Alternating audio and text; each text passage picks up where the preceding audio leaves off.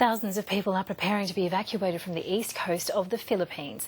As Cyclone Maysak edges closer, it's expected to hit tomorrow.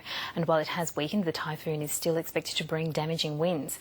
Richard Sandison is the Emergency Response Manager for Plan in the Philippines. Well, the latest on the typhoon, he joins us now by webcam. Richard Sandison, could you just bring us up to date on how those preparations are progressing there in the Philippines?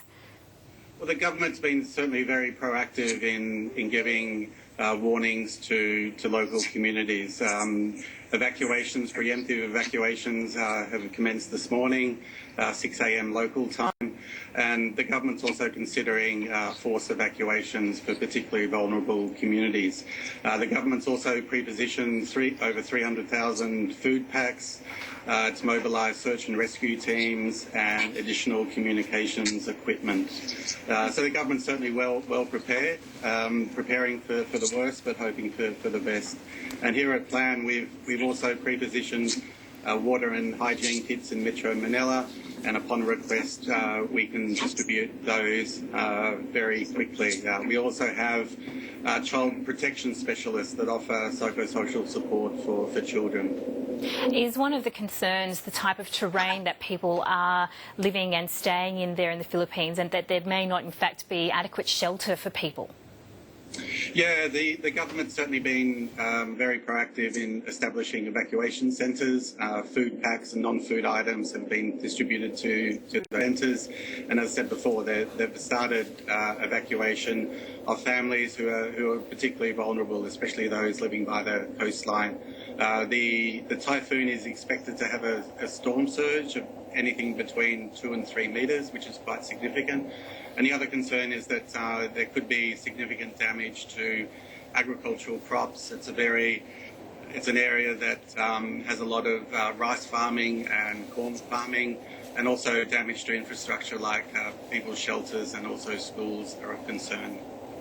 And we've also heard that there are some concerns around landslides, given the terrain is also quite hilly, and we are expecting a lot of rain and storm surge, as you just said as well. So this could be a factor for people going forward and hoping to recover. That's correct. The police have been mobilised, and they'll actually identify those areas that are prone to landslides and prevent traffic from moving through.